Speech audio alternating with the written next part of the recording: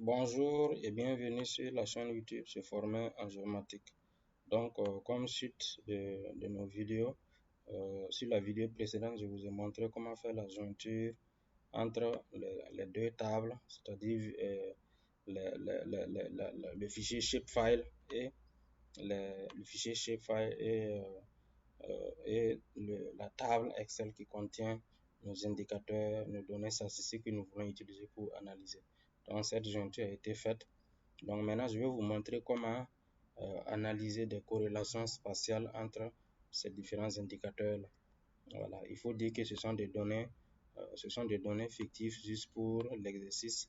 Voilà, donc les résultats peuvent ne pas refléter voilà, la réalité. Voilà, donc je tiens déjà à vous faire le point de ça. Alors, donc, on va faire une régression. Imaginez-vous que nous avons le taux de vulnérabilité aux inondations donc sur ces positions géographiques-là. Et on veut comprendre pourquoi est-ce que parmi ces indicateurs que nous avons là, est-ce que parmi ces indicateurs-là, il y a certains indicateurs qui expliquent l'avènement ou bien qui contribuent à l'avènement des inondations sur ces sites-là. Voilà, donc ça, ce sont des données exemples. Il y a bien d'autres données pour pouvoir expliquer le phénomène des inondations, mais là, ça, c'est juste des exemples, c'est des données que nous avons à notre position, que nous avons utilisées ici. Alors, donc, on va aller au niveau de la régression. Si vous cliquez sur régression ici, donc, ou bien je vais simplement cliquer sur le graphique de dispersion. D'abord, on va l'afficher voilà, de manière visuelle sur le graphique de dispersion. Alors, donc, sur le graphique de dispersion, il va vous demander quelle est la variable indépendante et la variable dépendante. Voilà, donc la variable dépendante, là, c'est la variable sur laquelle nous voulons des explications. Voilà, donc c'est le taux de vulnérabilité aux inondations. On veut des explications sur le pourquoi de la survenue des inondations dans ces lieux-là. Voilà. Donc, la variable dépendante, c'est le taux de vulnérabilité aux inondations.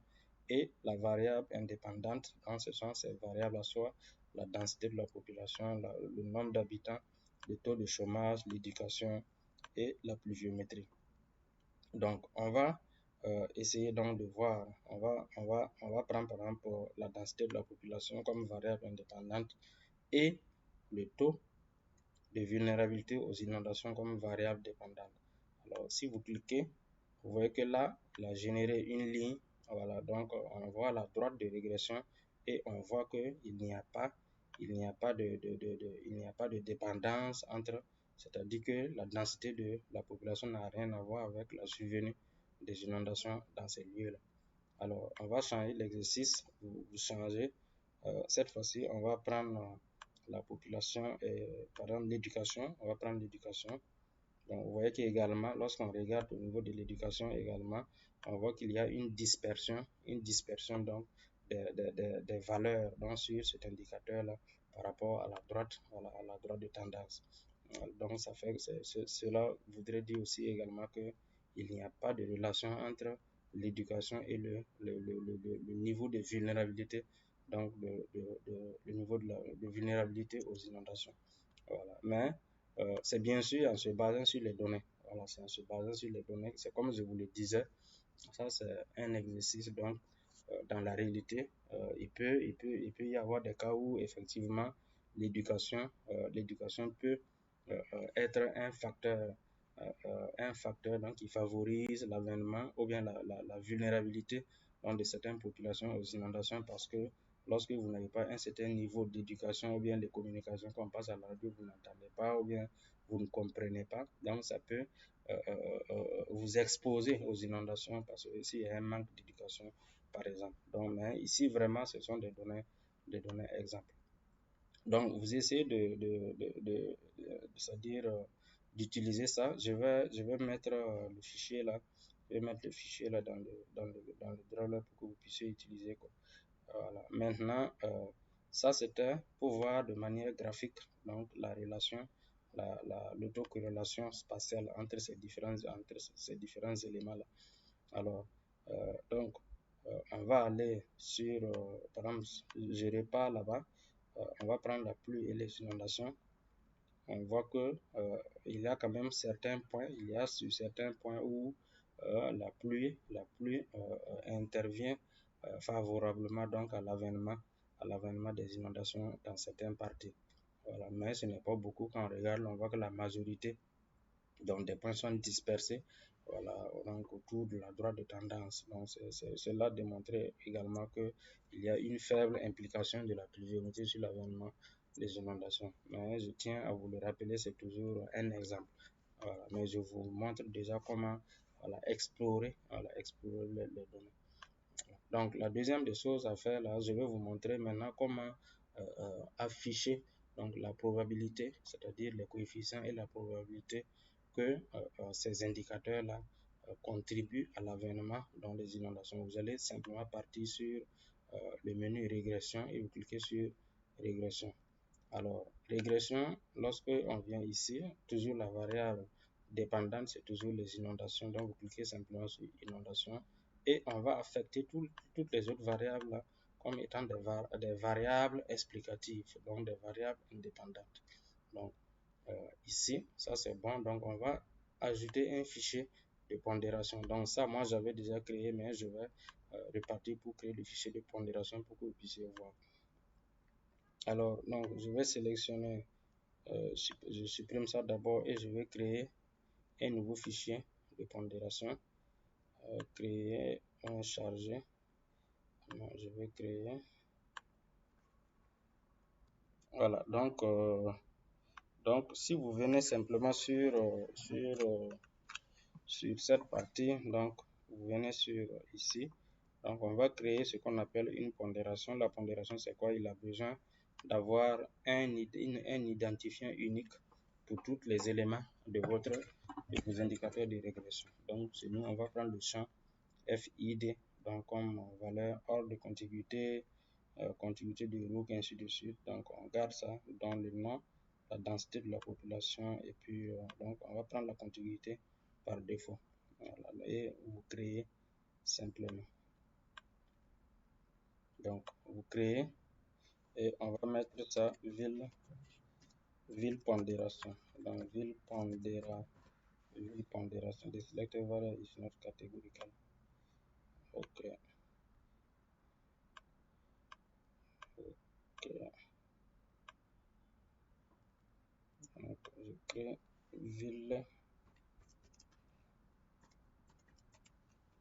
ville pondération. Voilà, donc le fichier de pondération, il a été créé et je peux maintenant fermer celui-là.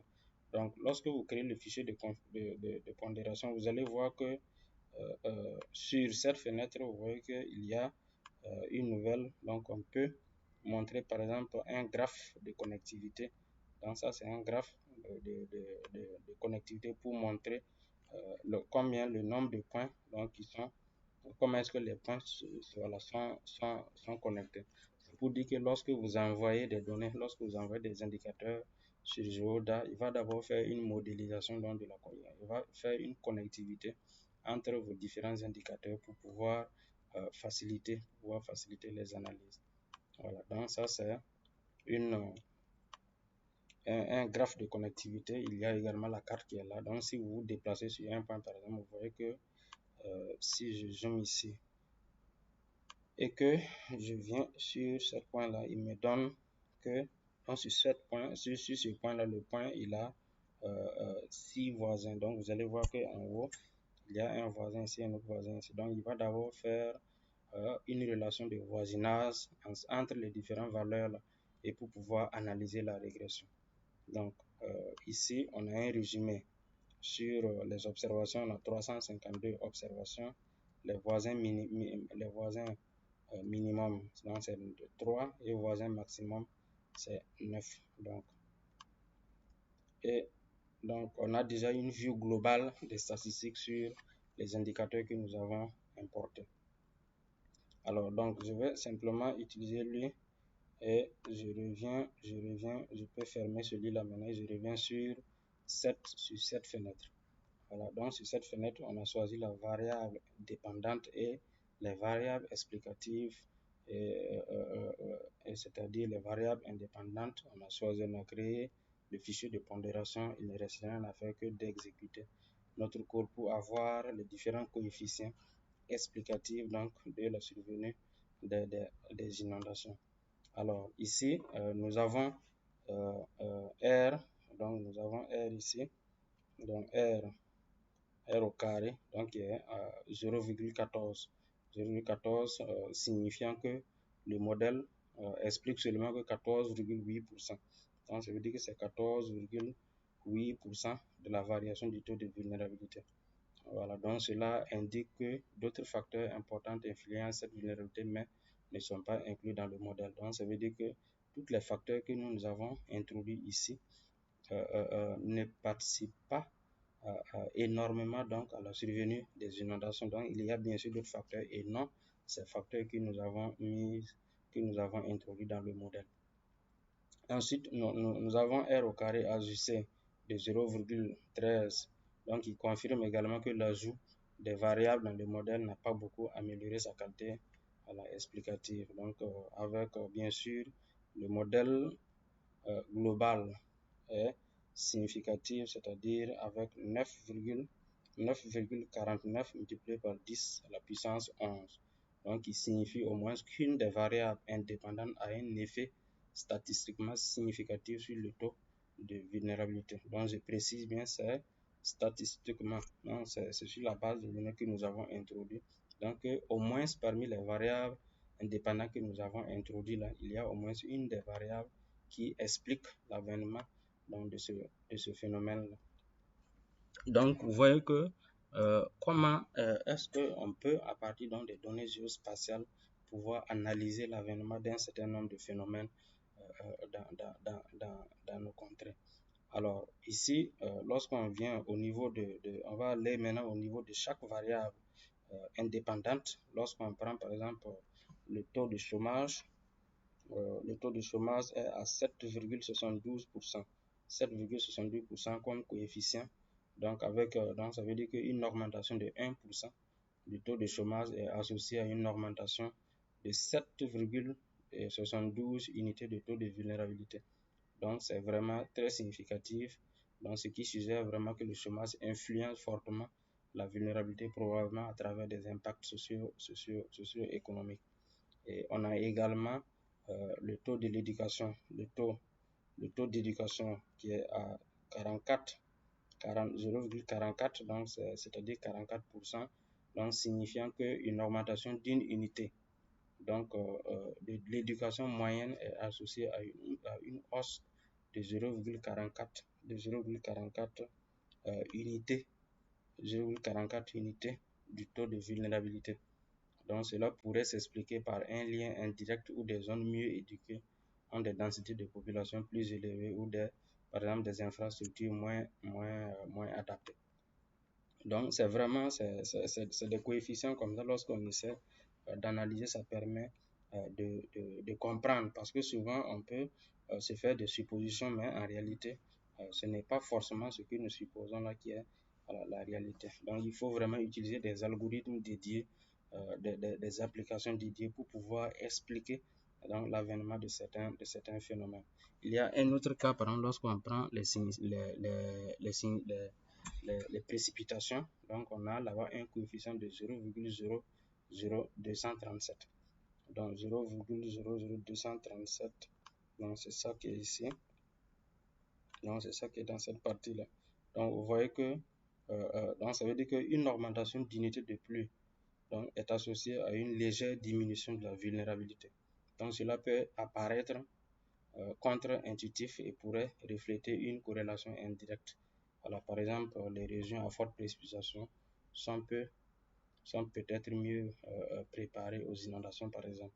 Donc, ça veut dire que ce n'est pas forcément la forte pluie n'est pas forcément liée à l'avènement des inondations, parce que si vous savez que généralement dans votre région, les précipitations sont énormes, donc il y a quand même une préparation avant l'avènement de ces phénomènes. Ça fait que votre niveau de vulnérabilité là, ça va baisser. Voilà, par conséquent. Donc, voilà vraiment comment essayer d'analyser vraiment ces données, comment est-ce qu'on peut exploiter la puissance comment on appelle, de Geoda pour pouvoir analyser vraiment les données, la corrélation spatiale entre différents indicateurs. Alors ici, une dernière chose, ce n'est pas lié à la régression, mais par exemple, lorsque vous avez une carte comme ça, des images comme ça, vous voyez que ceux qui sont habitués à, comment on appelle ça, aux analyses spatiales, au polygone de Thiessen et autres, vous voyez que lorsque je clique ici, je veux dire afficher le polygone de Thiessen. Voilà, donc le polygone de Thiessen, c'est une façon aussi d'analyser, voilà, d'analyser la couverture. Là, ça, c'est lorsqu'on veut analyser par exemple l'accessibilité d'une infrastructure et bien d'autres là. On peut facilement utiliser le polygone de Thiessen pour voir quelle est la population qui est dans ces zones-là. Ou bien, par exemple, même pour le cas des inondations, par exemple, je vais faire une carte donc, avec trois niveaux de taux de vulnérabilité donc, aux inondations et que je décide maintenant d'afficher le polygone de Thiessen. Donc, je peux essayer de regarder, voir parmi les points où le taux de vulnérabilité est élevé, quelle est la liste, par exemple, des localités ou bien quels sont les ménages qui sont aux alentours donc, de ces points-là. Donc, ça permet, à travers donc, le polygone de Thiessen, ça permet vraiment d'analyser, ça facilite également les analyses sur les différentes données. Donc, voilà un peu de façon ramassée comment est-ce que vous pouvez utiliser Geoda pour pouvoir analyser la corrélation spatiale, l'autocorrélation spatiale entre vos données statistiques. Partager, c'est informer des